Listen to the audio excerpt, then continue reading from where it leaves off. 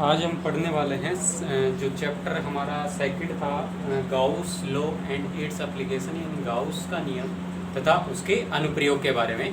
तो आज उसके अंदर हम जो सेकंड जो पार्ट है वो हम डिस्कस करने जा रहे हैं। तो सेकंड पार्ट क्या है, तो यहाँ पर देखना कि सेकंड जो पार्ट है वो है सतत आवेश वितरण। क्या है?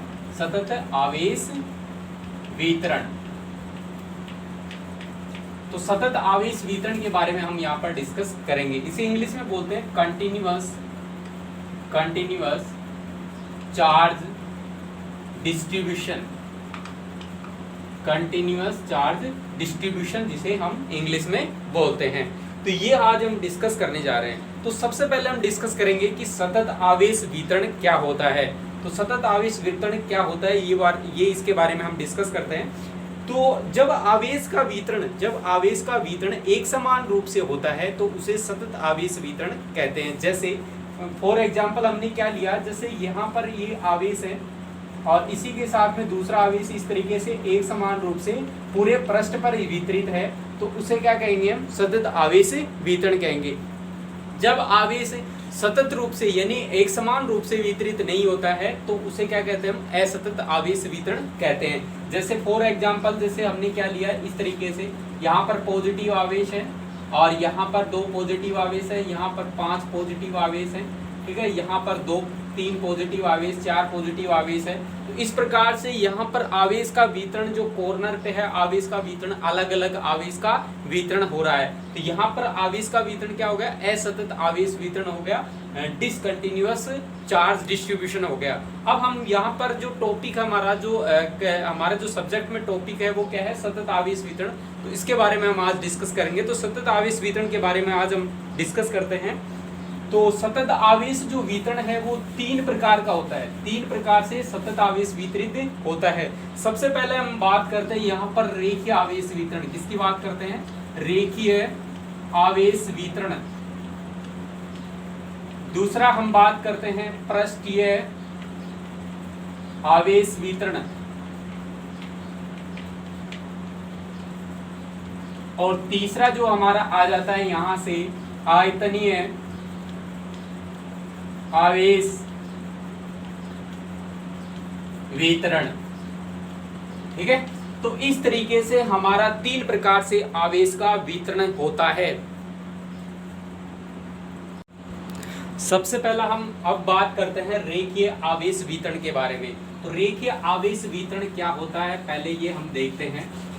तो यहाँ पर देखिए रेखीय आवेश, जब आवेश का जो वितरण है एक रेखा के अनुदिश होता है, एक लाइन के अनुदिश होता है, उसे क्या कहते हैं? हम रेखीय आवेश वितरण कहते हैं। जैसे एक तार लिया हमने, तार के ऊपर क्या होता है? आवेश का वितरण है। इस तरीके से हमने एक तार लिया, तार के ऊपर क्या है? आवेश का वितरण है इस तरीके से। तो ये क्या कहलाएगा? हमारा रेखीय आवेश वितरण कहलाएगा।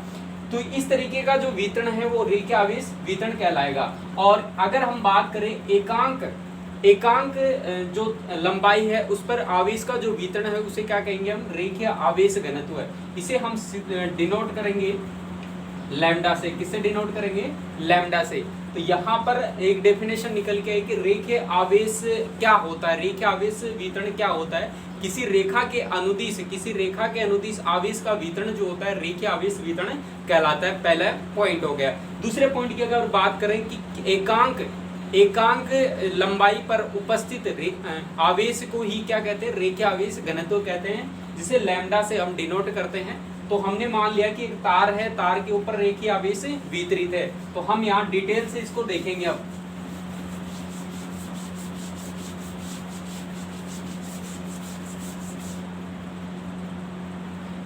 रेखीय आवेश वितरण, रेखीय आवेश वितरण, ठीक है, इसे इंग्लिश में बोलते हैं linear charge distribution. Linear charge distribution. तो यहाँ पर रेखीय जो आवेश घनत्व उसको बोलते हैं हम लैम्डा से डिनोट करते हैं। आगे हम देखते हैं। तो यहाँ से हमने क्या मान लिया? एक तार ले लिया, तार पर आवेश जो है वितरित है, इस तरीके से आवेश वितरित है। ठीक है, तो यहाँ से हमने क्या मान लिया? एक अल्पांश ले लिया जिस पर ये आवेश इस तरीके से वितरित है, जिसकी लंबाई क्या मान ली हमने। हम बात करेंगे लीनियर चार्ज डिस्ट्रीब्यूशन, रेखीय आवेश वितरण के बारे में। तो रेखीय आवेश वितरण के बारे में हम सबसे पहले बात करते हैं रेखीय आवेश घनत्व। तो रेखीय आवेश घनत्व क्या होता है कि एकांक लंबाई पर जो आवेश का वितरण होता है उसे क्या कहते हैं हम, रेखीय आवेश घनत्व कहते हैं। ये आवेश है कूलाम और लंबाई क्या होगी, मीटर। तो कूलाम पर मीटर क्या हो गया इसका मात्रक हो गया, ये क्या हो गया इसका मात्रक हो गया। तो इसके लिए हमने क्या मान लिया, एक तार है जो अनंत रेखीय लंबाई का एक तार ले लिया हमने, ठीक है। इस पर एक अल्पांश ले लिया, इस पर क्या लिया हमने, एक अल्पांश लिया जिसकी लंबाई क्या है dl है, जिसकी लंबाई क्या ले ली हमने dl, और उस पर आवेश जो है वो क्या है, वो वितरित है, dq आवेश इस पर वितरित है। तो यहाँ से इसके मध्य बिंदु से स्मॉल r दूरी पर कोई बिंदु p मान लिया, जहां पर परीक्षण धनावेश रखा है, ठीक है। इस पर हमें क्या निकालनी है, विद्युत क्षेत्र की तीव्रता और विद्युत बल निकालना है। तो ये हम देखना है अभी। तो यहाँ पर जो हम बात करें कूलाम बल की, तो dF ले लिया हमने, कूलाम बल लिया dF। तो कूलाम बल, इन दोनों आवेशों के मध्य जो कूलाम बल होगा वो क्या होगा देखना। तो dF बराबर K into dQ multiply Q not upon small r square. इस तरीके से हमने क्या लिख दिया, कूलाम बल का वैल्यू रख दिया। यहाँ से अगर पूरे तार की बात करें, पूरे तार के लिए, संपूर्ण तार के लिए, ठीक है, तो संपूर्ण तार की अगर मैं बात करूं तो इसका क्या कर दूंगा, समाकलन कर दूंगा। यहाँ पर समाकलन किया, integration K into D Q into Q naught upon small r square. यहाँ से इसका समाकलन किया तो यहाँ से क्या आ गया, ये f आ गया, और यहाँ से K बाहर आ गया, और ये क्यू नॉट हो गया अपॉन में स्मॉल r स्क्वायर, इंटीग्रेशन कर दिया हमने डी क्यू इस तरीके से। तो ये जो वैल्यू है ये सारी क्या होती है, कांस्टेंट वैल्यू। आगे हम बात करते हैं यहाँ से dq की वैल्यू, जो अगर हम यहाँ से dq की वैल्यू निकालें तो लैम्डा इंटू dl जो वैल्यू आती है, तो यहाँ से मैं dq की वैल्यू पुट करता हूँ तो f बराबर क्या आ जाएगा, k Q naught upon small r square integration lambda dl। ये हमने dq की वैल्यू यहाँ पर पुट कर दी। आगे हम डिस्कस करते हैं इसके आगे। तो आगे देखना f equal to k Q naught upon small r square, lambda क्या जाएगा, बाहर आ जाएगा, इंटीग्रेशन dl, ठीक है, इंटीग्रेशन क्या आ गया dl इस तरीके से। तो यहाँ से ये जो dl है, ये क्या है, जो तार है उसकी संपूर्ण लंबाई है। तो संपूर्ण लंबाई हमें गिवन होगी, क्यू नोट की वैल्यू पता होगी, लैम्डा की वैल्यू पता होगी, r की वैल्यू, और k की वैल्यू हमें पता है 9 इंटू 10⁻9 होती है। ये सारी वैल्यू अगर हमें पता होगी तो हम यहाँ से क्या निकाल लेंगे, कुल बल की वैल्यू निकाल सकते हैं। आगे हम बात करते हैं विद्युत क्षेत्र की तीव्रता। विद्युत क्षेत्र की तीव्रता की बात करते हैं, तो इंटेंसिटी ऑफ इलेक्ट्रिक फील्ड की हम यहाँ पर डिस्कस करते हैं। तो कैपिटल F इक्वल टू, अगर आपका कैपिटल E की वैल्यू बात करते हैं तो यह क्या आ जाता है, F into F upon Q not आता है। तो F की वैल्यू यहाँ पर मैं पुट करता हूँ तो K Q not lambda upon small r square integration dl। तो यहाँ से हमने क्या किया, क्यू नॉट इसके डिवाइड में गया, तो क्यू नॉट से क्यू नॉट कैंसिल, तो क्या आ जाएगा यहाँ से K lambda upon small r square integration dl। तो ये हमारे पास क्या आ गई, विद्युत क्षेत्र की तीव्रता यानी electric field, intensity of electric field, यहाँ पर हमने वैल्यू फाइंड आउट की है। तो ये हमारे पास क्या आ गया, लीनियर चार्ज डिस्ट्रीब्यूशन के कारण आ गया। आगे हम बात करते हैं दूसरा जो आता है पृष्ठीय आवेश घनत्व। पृष्ठीय आवेश वितरण की बात करते हैं। दूसरा जो टॉपिक है पृष्ठीय आवेश वितरण। तो पृष्ठीय आवेश वितरण की हम बात करते हैं। तो पृष्ठीय आवेश वितरण क्या है, किसी पृष्ठ पर आवेश का जो वितरण है उसे क्या कहेंगे, पृष्ठीय आवेश वितरण। तो हमने क्या किया, इस तरीके से एक पृष्ठ ले लिया, ठीक है, इस पर आवेश का इस तरीके से वितरण है,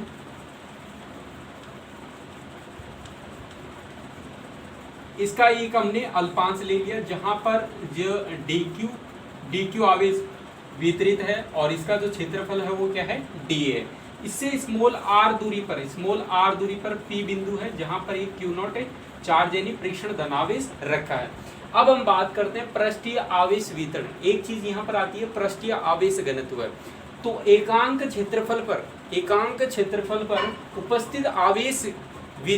उपस्थित आवेश को ही हम क्या कहते हैं, पृष्ठीय आवेश घनत्व कहते हैं और इसे किससे डिनोट करते हैं, सिग्मा से।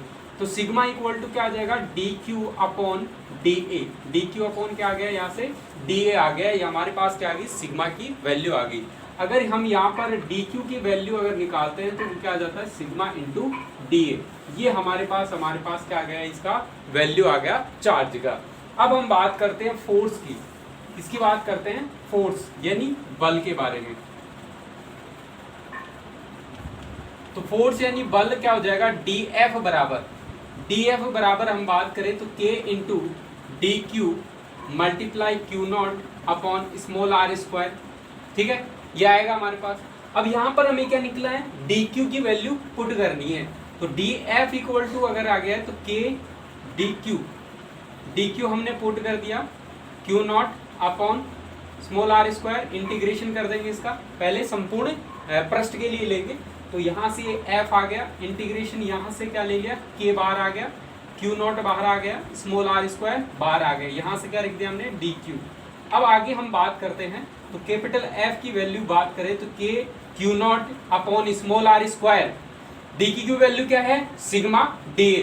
तो यहाँ से सिग्मा डी ए हमने पुट कर दी यहाँ पर। तो सिग्मा क्या है, कांस्टेंट है, वो बाहर आ जाएगा। तो एफ बराबर क्या आ जाएगा, K sigma Q naught upon small R square, और ये क्या आ गया, इंटीग्रेशन डी ए। ठीक है, तो ये क्या आ गया, संपूर्ण पृष्ठ का क्षेत्रफल आ गया। ये क्या आ गया, संपूर्ण पृष्ठ का क्षेत्रफल आ गया। और यहाँ से सिग्मा की वैल्यू हमें पता होगी, क्यू नॉट की वैल्यू पता होगी, आर की वैल्यू, के की वैल्यू पता होगी। तो यहाँ से क्या निकाल सकते हैं हम, कुल बल का वैल्यू निकाल सकते हैं, कुल बल का मान निकाल सकते हैं। तो ये हमने क्या देखा, बल का फॉर्मूला देखा। क्या देखा है, बल का फॉर्मूला देखा है। अब हम बात करते हैं विद्युत क्षेत्र की तीव्रता। तो विद्युत क्षेत्र की तीव्रता निकालते हैं। तो विद्युत क्षेत्र की तीव्रता के बारे में, विद्युत क्षेत्र की तीव्रता, विद्युत क्षेत्र की तीव्रता E बराबर क्या हो जाता है, एफ अपॉन क्यू नॉट आता है। क्या आता है, F upon Q naught. F की वैल्यू जो हमने निकाली थी, K Q naught upon small R square sigma integration D A.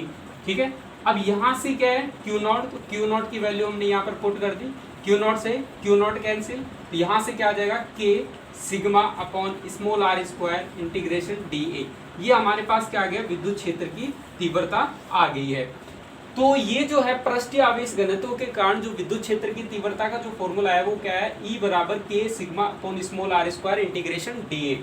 यहाँ पर एक चीज मैं आपको डिस्कस बता देता हूँ कि इसका जो मात्रक की अगर मैं बात करूँ, यानी पृष्ठीय आवेश घनत्व का जो मात्रक होगा वो क्या होगा, कूलाम पर मीटर स्क्वायर। क्षेत्रफल है ये, तो कूलाम पर मीटर स्क्वायर क्या आ जाएगा, इसका मात्रक आ जाएगा।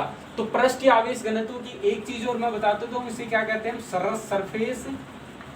Surface charge distribution. इंग्लिश में क्या कहते हैं, सरफेस चार्ज डिस्ट्रीब्यूशन कहते हैं। ठीक है, तो सरफेस चार्ज डिस्ट्रीब्यूशन यहाँ से हमने देख लिया। आगे हम नेक्स्ट जो बात करते हैं वो क्या है, आयतनीय आवेश घनत्व है या आयतनीय आवेश वितरण की हम बात करेंगे। अब थर्ड जो आता है आयतनीय आवेश वितरण। आयतनीय आवेश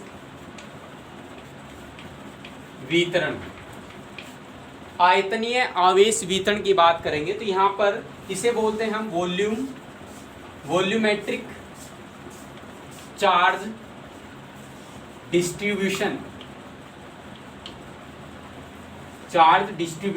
तो यहाँ से आयतनीय आवेश नाम से ही प्रतीत हो रहा है कि आयतनीय आवेश किसी भी पृष्ठ के आयतन में उपस्थित, कुल आयतन में उपस्थित जो आवेश है, आवेश का वितरण होगा उसे क्या कहेंगे हम, आवेशीय आयतनीय आवेश वितरण कहेंगे।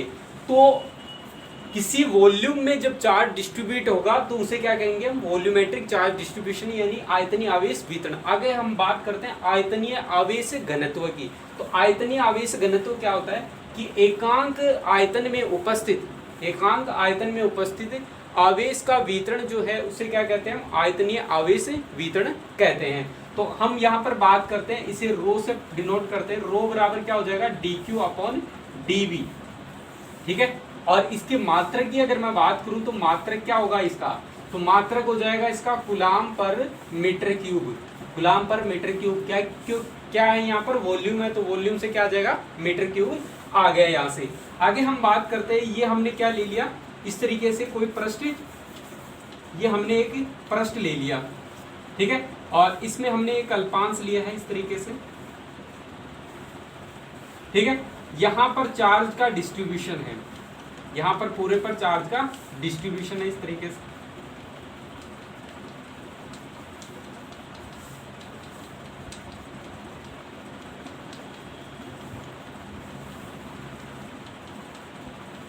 ठीक है। तो यहाँ से इसके मध्य बिंदु से ये स्मॉल आर दूरी पर कोई परीक्षण धनावेश रखा है पी बिंदु पर, परीक्षण धनावेश कहाँ रखा है, पी बिंदु पर रखा है, ठीक है। तो इसके लिए हम क्या निकालना है, बल का वैल्यू निकालना है। किसकी वैल्यू निकालनी है, बल के। तो बल क्या हो जाएगा, डी एफ बराबर K Q not into D Q upon में क्या आ जाएगा, स्मॉल आर स्क्वायर। यहाँ से हम क्या करेंगे, डी क्यू की वैल्यू निकालेंगे, तो डी क्यू क्या आ जाएगा, रो इंटू डी वी यहाँ पर रखेंगे। तो डी एफ बराबर, तो सबसे पहले हम इसका इंटीग्रेशन कर लेते हैं पूरे आयतन के बारे में। तो इंटीग्रेशन के Q not D Q upon में स्मॉल आर स्क्वायर, यहाँ से इसका हो जाएगा एफ, और इसका इंटीग्रेशन करेंगे, के बाहर आ गया, क्यू नॉट भी बाहर आ गया, स्मॉल आर स्क्वायर बाहर आ गया, और इंटीग्रेशन डी क्यू, इस तरीके से हमने इसका इंटीग्रेशन कर दिया।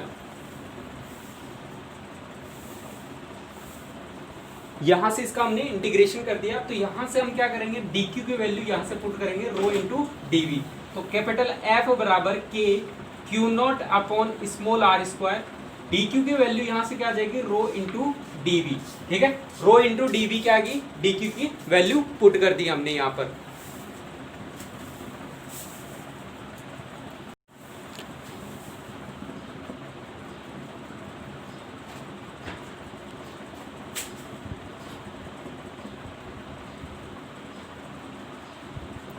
यहाँ से हमने इसकी जो डी क्यू की वैल्यू है वो रख दी, यहाँ से रो डी वी वैल्यू इसकी पुट कर दी। आगे हम बात करते हैं, ये हमारा क्या आ गया, विद्युत जो बल है उसकी वैल्यू आ गई। हम यहाँ पर निकालेंगे विद्युत क्षेत्र की तीव्रता। विद्युत क्षेत्र की तीव्रता निकालेंगे तो वो क्या होता है, F into F upon D Q not होता है। एफ की वैल्यू हम क्या रखेंगे, ये वैल्यू रखेंगे। तो एफ की वैल्यू हमने यहाँ रखी K Q naught integration rho D V, ये रख दी, और अपॉन में स्मॉल आर स्क्वायर। यहाँ से क्यू नॉट से क्यू नॉट कैंसिल, तो यहाँ से क्या आ गया, K rho integration D V upon में स्मॉल आर स्क्वायर, ये क्या आ गई, विद्युत क्षेत्र की तीव्रता आ गई इस तरीके से। तो ये विद्युत क्षेत्र की तीव्रता आ गई, ठीक है। तो इस तरीके से हमने आज देखा कि सतत आवेश वितरण क्या होता है। तो सतत आवेश वितरण 3 प्रकार का होता है, रेखीय आवेश वितरण, पृष्ठीय आवेश वितरण और आयतनीय आवेश वितरण। तीनों चीजें हमने डिस्कस की, उनके कारण जो विद्युत बल है वो किस तरीके से निकलता है, और विद्युत क्षेत्र की तीव्रता हमने आज निकाली है। तो नेक्स्ट क्लास में हम डिस्कस करेंगे, अगला इसका जो टॉपिक है उसके बारे में डिस्कस करेंगे। तो चैनल पर बने रहिए और इस तरीके से आप अपनी तैयारी करते रहिए। अभी तक आपने चैनल को सब्सक्राइब नहीं किया तो चैनल को जरूर सब्सक्राइब कीजिए। तो आज के लिए इतना ही, थैंक यू।